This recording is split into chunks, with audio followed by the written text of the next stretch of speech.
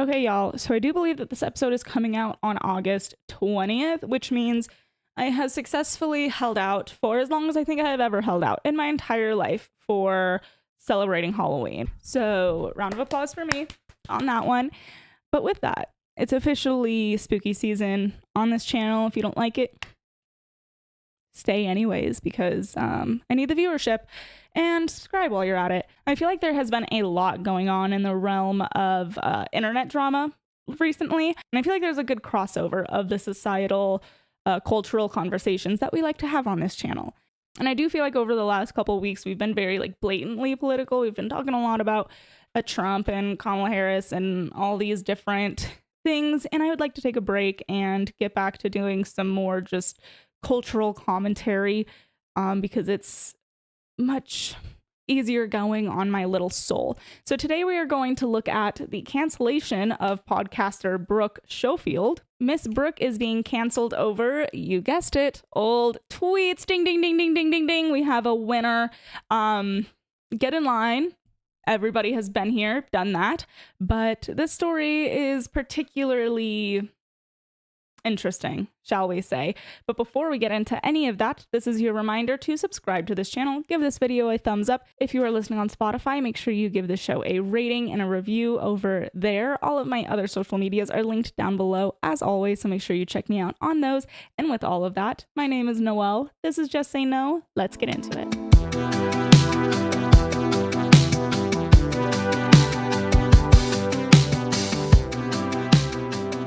Okay, so unless you are as deep in internet culture as I am, I would not be surprised if you do not know who Brooke Schofield is. But guess what? That is what you have me for. So Brooke is a podcaster on the podcast Cancelled. We'll get into the irony of that here shortly with one Tana Mojo. I have no idea how to say her last name. I feel like I have heard her last name pronounced so many different ways over the last 10 years.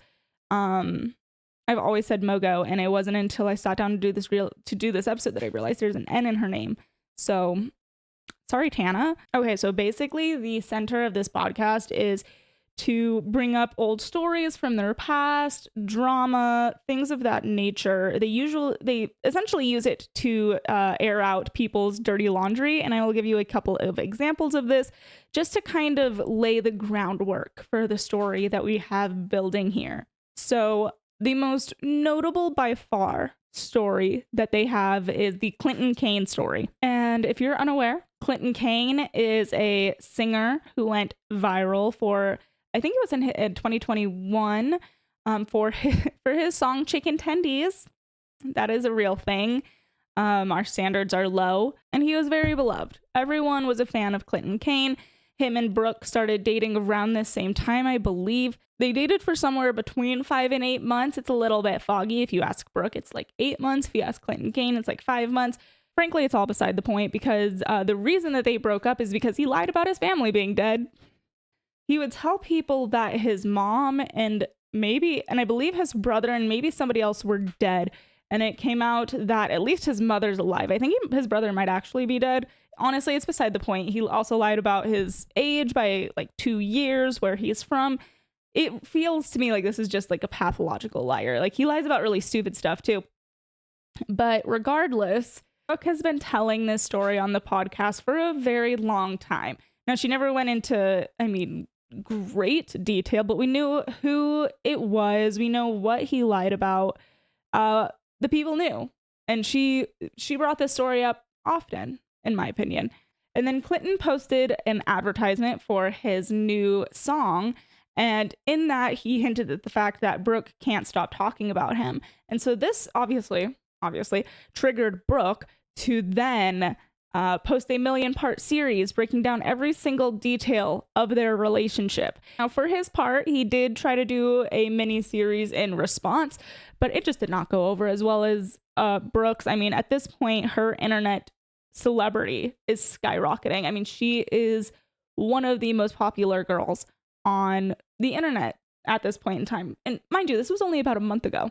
Now, that's just one example. It's by far the most prominent example, but this is what they do on their podcast, is just air out dirty laundry, bring up old stories, clout chase.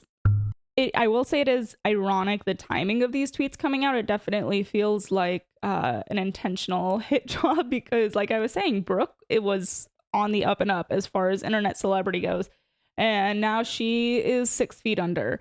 But these tweets did come out, and I just want to say I am not the type of person to sit here and say, as a white person, I really don't feel like it's my place to comment on. 100% it is my place. I am a human being on this planet. I will run my trap all day and all night. I personally do not think Brooke said anything that is over the line, frankly. We'll get into it. We'll get into the context of all of it, and we will get into how sad our state of affairs is, the response that has been to this situation. But if you were looking for someone to bend the knee and apologize for being white, you were watching the wrong show. So there's a pretty large array of things that she's in trouble for, the least of which is her saying racy jokes. So the majority of these are from 2012 to 2015. So some are over a decade old, some are just under a decade old. She also had some political takes that she put out, which is where I personally go from thinking she did nothing wrong to she's flat out based. Now, the one that took her from hot water to boiling water was her take on Trayvon Martin. She put out a tweet where she said that if Zimmerman had shot a white guy, this wouldn't be news. It wasn't racial, it was self-defense. And for the most part, this is fact check true. But of course, in the progressive circle in which Brooke finds herself, this is fact check, dig your grave. Dig your grave. You're done. We have covered media bias pretty extensively on this channel, and I think we all understand that if Trayvon Martin had been white, this simply would not have been a news story. This would not have ever turned into what it turned into. Now, as for the self-defense claim, the jury was unable to come to the conclusion that it was manslaughter or otherwise. There were witnesses on the ground that said that they saw Zimmerman bloodied before any gunshots rang out. But there were also witnesses, for example, I believe it was Trayvon Martin's girlfriend that he was on the phone with saying that she could hear Zimmerman provoking him. So there's no body cam footage. So I wouldn't necessarily say it's impossible that Zimmerman provoked this situation by any means. But several independent investigations into the situation were unable to prove at all that there was any racial underlining motivation to this crime. And so, no, Brooke is not wrong. And for her part, Brooke has put out quite a few statements. So we're going to take a look at just a few of those. I might skip through just a little bit because it is 3 minutes, almost 4 minutes long, and the other one is like 7 minutes. So we're going to skip through a little bit. All right, you guys, I have had a lot to say about accountability lately and how important it is and how far it can go. And I feel like I'm not taking my own advice. Obviously, by now you guys have seen the tweets that are circulating around. They unfortunately are not fake. Those are real tweets, like real things that I said. First of all, I want to acknowledge that I feel the same way about them that you do. I think they're so disturbing, they're wrong, they're horrible, and they're disgusting. Of course. They're really not. They're really, really not. Especially when we're going to get into this later on in the episode, but especially when you take them into the context of 2012, making race jokes it was normal. Like nobody was ever offended by it. It was just normal. And you cannot hold somebody to 2024 standards for things that they said in 2012. That's insane. Of course, I do appreciate the people who are coming to bat for me and like saying like, you know, it was so long ago and like she's grown and stuff, but like it doesn't fucking matter. Like, yes, it does. How does it not matter? This is the true bottom line of this video is because we get into Tana's response as well, and they keep saying like it doesn't matter how much we apologize. It doesn't matter that we have changed. How does it not matter? If it doesn't matter that you've changed and that you've grown, then what does matter? If that doesn't matter, then what does matter? It's particularly the Trayvon Martin, George Zimmerman situation. I try not to be so emotional because I don't want it to seem like it's like a sympathy thing at all. I also don't want to blame anybody else at all, and so I'm trying like to be really careful about that. I just want to explain like and give some context into like my mindset at the time. My parents were addicts, so I was adopted by my grandparents when I was like 10, and I grew up with them from that point on. And my grandma has dementia, so it was really just like me and my grandpa, and he is a very, very right-wing conservative man. Okay, it was like my household. I think it's just ironic that she just set up this whole thing of like, I don't want to pass on the blame. I don't want to blame anyone else. And then talks about how she had shitty parents who were addicts and didn't take care of her. And then her grandparents take her in. Her grandmother has dementia. And so it's mostly just her grandfather. And now she's about to throw him under the bus for her being a racist. Rush Limbaugh, like, if you guys know who that is, like, playing literally all day long through the house. And that was just like the only thing ever that I had been exposed to. Okay, so that is the gist of that first video that she put out. But unfortunately, it did not go well because she was a little bit emotional and people just did not accept this one whatsoever. So then she posted this one that we're going to quickly go through. You guys, I want to talk and like the other one, we are going to skip through this one as well because this one is 6.5 minutes long. About my last video, okay? Because I am listening to everybody, and obviously I am reflecting and looking back on it, and I do agree with everyone that I missed the mark. I essentially made none of the points that I should have been making. First, okay, so here is the point. Is she put out a video. There was frankly nothing that should have been a satisfactory video if you are somebody who was offended by the things that she said. She addressed her childhood. She explained where her mind was at that time, the kinds of things she went through that helped her change her mind and learn and grow. That should have been a very satisfactory video. But this is one of the points that I want to make is when you bend the knee to the quote unquote mob, if you will, it's never going to be enough. There is nothing from this point forward that Brooke is going to be able to say that is going to dig her out of this grave. After enough time, people will eventually forget, but it'll come back up because people just want to see you go down. They aren't rooting for you to succeed. They want to see you go down. And there's nothing that she's going to be able to say that's going to satisfy them because they don't want to be satisfied. And obviously most important thing is that I'm so sorry specifically to Black people and the other so throughout this video and throughout Tana's video, we're gonna see a lot of that self-flagellation, right, for being a white person, and it's so cringy. People of color who were offended by my tweets, okay, because obviously I'm seeing a lot of like positivity in the comments and people saying that they forgive me, and it's all white people, and that's how I know I did not address this properly. What kind of a up world are we living in? I didn't address this properly because only white people are forgiving me. Why are you apologizing to begin with? A lot of these statements were from 12 years ago. Like, does nobody understand how insane this is? At all. So I want to be clear that this is directed specifically to Black people and other. I feel like that's just offensive. I just feel like if I don't know, it's always rubbed me a really strange way to say like, oh, like this is directed directly to Black people or gay people, like I don't know, it's just cringy. Other people of color, and I'm not seeking white people's understanding or forgiveness, approval, or whatever it is. Now, sorry is not enough, in my opinion, for the way that I was tweeting and the things that I was saying online. Self-flagellation. This is the point. What is enough? What is going to be enough? At that time. I know that there's no apology beyond like reparations that can mend that wound. I don't care if I was a teenager. Mend that wound. She is acting as if she lynched somebody. She made a bean dip joke. She made an honest observation about how dishonest the media is in terms of racial crimes. Brooke, sweetheart, you did nothing wrong. Let me just say that. You did nothing wrong. And even if you feel like you did something wrong, you've apologized, I think, 8 times now.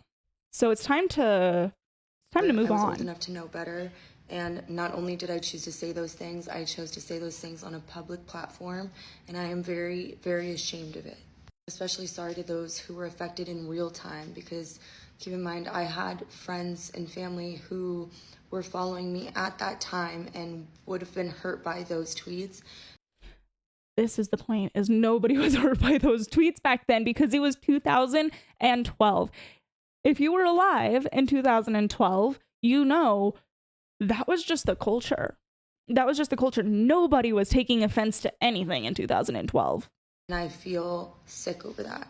The tweets were racist, okay? There's no getting around that. They cannot be dismissed as jokes or political opinions or anything. They are jokes and political opinions. That's exactly the thing, though. This is the larger problem. This is why you have people who come after Dave Chappelle, for example, or Joe Rogan with his most recent special, is they are jokes. You have to be allowed to joke about people, and I don't believe in punching down. I'm sorry, but the very, very harmful misinformation she was spreading was saying things like two types of people on Twitter right now: those who know what they're talking about and those who support Hillary Clinton. That combines a political opinion and a joke into one, and there's nothing wrong with it. There is nothing wrong with it. I don't get offended if somebody were to say that in reverse, except instead of Hillary Clinton, it were Donald Trump, because that's your political opinion and it's a joke. The only reason that she's in hot water is because she said the wrong political opinion of the mainstream. Opened my eyes until after college, but I want to make it clear that when I say that, I'm referring to hate crimes in particular. It wasn't until after college that I realized how prevalent police brutality is and how common hate crimes are. It's not. It's constantly happening. It's not constantly happening, though. If it were constantly happening, then you wouldn't have hoaxes. You wouldn't have Jussie Smollett. You wouldn't have Bubba Wallace. You wouldn't have hoaxes because there would be so many hate crimes and so much police brutality to just pick from. You wouldn't have to have a hoax. But instead, there's not. The supply does not meet the demand at all. So this next part is something that she got in huge trouble for. My college thesis on racial disparities. So how things like socioeconomic standing, health, housing, income, and so many other things can be affected by your race. I didn't stop learning there, and I don't plan. Okay, so we're going to wrap it up as far as watching her video there, because she was using this college thesis that she wrote on racism or whatever it was to kind of elevate herself, except 2015 Brooke bit 2024 Brooke in the ass yet again, because she tweeted out saying, "I started faking liberal views when writing college papers, and it's so concerning how much my grades have improved since." Once again, a very based take from Brooke Schofield. It definitely bit her in the ass when she was trying to sit here and say that she wrote her college thesis on racism and she learned so much, and then to have a tweet saying that she started faking liberal views for better grades. It's actually kind of funny. But unfortunately for Brooke, it didn't end there with all the racist tweets, because people also found out that she had Trump tweets, because we kind of touched on this with the political takes, but she also tweeted out "Make America Great Again" when Trump won in 2016, things of that nature. So she's just dug her hole so deep. And after those, she posted another video talking about how she's donated to the Trayvon Martin Foundation. And just, I mean, this girl is trying so hard to dig herself out of this hole that she shouldn't be in to begin with. Nothing she said was wrong. Nothing she said was bad. I reiterate my point of you cannot hold people to 2024 standards in 2012. Even 2015, these types of jokes were still commonplace. It's just ridiculous. And what I think is interesting is if she would have stuck to her guns and said, "Yeah, I support Trump," or even, "Yeah, I supported Trump. The economy was really strong under him," or whatever it might be, whatever her reasoning might have been, I think that a lot of people would have had a lot more respect for her. Yeah, she would have lost some followers, because here's the thing is progressives have no idea how to deal with a conservative infiltrating their mainstream flow of entertainment and media. You saw Gina Carano is such a good example of this. Everyone is just expected to be liberal and progressive and have these standards and these values. And when somebody steps outside of that, it's immediately like, oh, we have to cancel them. We have to get them out of here. We don't want to hear anything that they have to say. Whereas conservatives are used to every form of entertainment and media being left leaning. We're used to it. But for the average leftist or progressive, seeing somebody that has conservative values in their realm is shocking.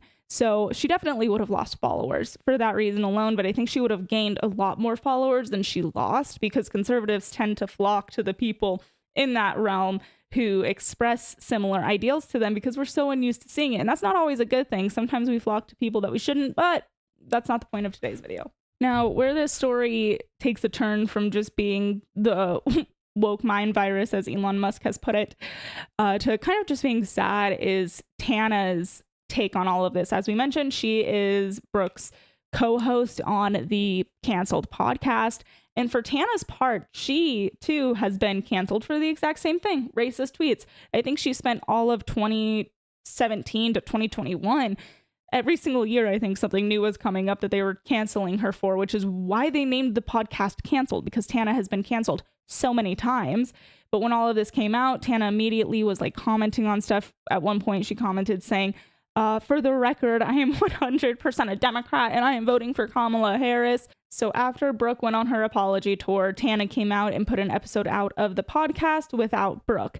And at the top of the episode, she talked about how it was her decision to not have Brooke on the show and blah, blah, blah, blah, blah. This comes off so pathetic because of the fact that Tana has been canceled so many times for the exact same reason.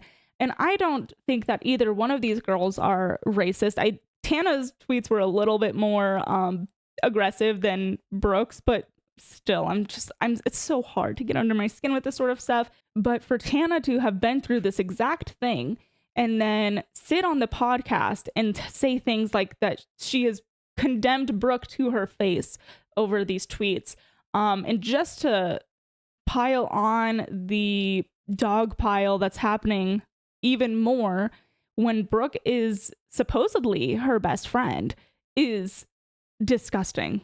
It's worse than anything Brooke said, that's for sure, in my opinion. You're supposed to have your friends back, aren't you? And at one point, Tana commented on, I think it was Brooke's original apology video, saying, we were raised bad, I love you, or something to that effect. And in the podcast episode that she released, Tana talks about this and says that, I'm sorry, it's just so over the top and ridiculous. She's like, I knew immediately after hitting send on that comment that it was a mistake and I'll regret it for the rest of forever. Why? Because you supported your best friend. She talks about how they've been touring together for the last year or two. They've been friends for who knows how long. And she has never seen or heard Brooke say anything of the sort, have any kind of views that align with those tweets, anything of that nature whatsoever. So shouldn't that be enough to signify that Brooke's not that person anymore? That she's no longer the type of person to make racial jokes or no longer the type of person to support Donald Trump? Isn't the word of her best friend saying, I'm shocked, I can't believe that she even said this, the Brooke that I know would never, isn't that enough? Of course it's not, because that's the thing about the mob, is it's never enough. You disavow racism, that's not enough. You post your black square, that's not enough. You donate to BLM, that's not enough. You sacrifice your firstborn child, it's still not enough, because it will never be enough. And much like Brooke's video where she talks about how as a white person this or whatever, person of color that, Tana does much the same in the podcast episode. She talks about how she says, as a white person, I have no right to forgive her. She talks about how if she had just put out a regular podcast episode without addressing it, she would be exercising her white privilege. It's sickening, and it has to be exhausting. I imagine that it's exhausting to have this this hatred of your skin color embedded into you. It's wrong when white people do it to black people, as they did with slavery or Jim Crow or any of these horrendous things. It's also wrong for black people to instill a sense of white guilt in people. And those are the facts on the ground. There is no such thing as reverse racism. It's just racism. The bottom line of this whole thing is that this ideology is sick. An ideology that insists on self-flagellation for your skin color is sick. And it extends beyond that. It extends to your political beliefs. It extends to the way you view the world, the way you interact with the world, the environment. It extends to all of these sorts of things. And it is something that must be done away with, in my opinion, because I look at these two girls and I've never been a fan of theirs. I don't think I've ever watched an episode of their podcast all the way through, other than like clips I've seen on TikTok. But it's on one hand, it's kind of just desserts because it's what they do on their podcast all day, is to dredge up people's old baggage and talk about it and air it out. So it's kind of like, ooh, you sort of had this coming. But on the other hand, it is sad to see how contorted their minds are, to sit there and apologize for being white and say that you shouldn't forgive me if you're white. It's just insane. And again, I have to say it one more time, to hold them, things that they said in 2012 to the standard of 2024. I don't understand how people don't understand that. You simply cannot do it, because the culture of 2012 was exactly that. There were so many racial jokes. Oh my God. If I had had Twitter back then, I would definitely have similar tweets on my Twitter, because it was just the culture. So it's cuckoo, certainly cuckoo. But that is all that I have for you guys today. I really just wanted to talk about this story because of everything I just laid out. It really does blow my mind every single time something like this gets brought up and you just see these internet gurus crying and begging for forgiveness for things that they said 10, 12 years ago. It always blows my mind, and I don't think it ever will not. But with that, hopefully I will have a video for you guys out on Thursday, so make sure you ring the notification bell so you don't miss that. And then I will see you guys on Monday. Bye.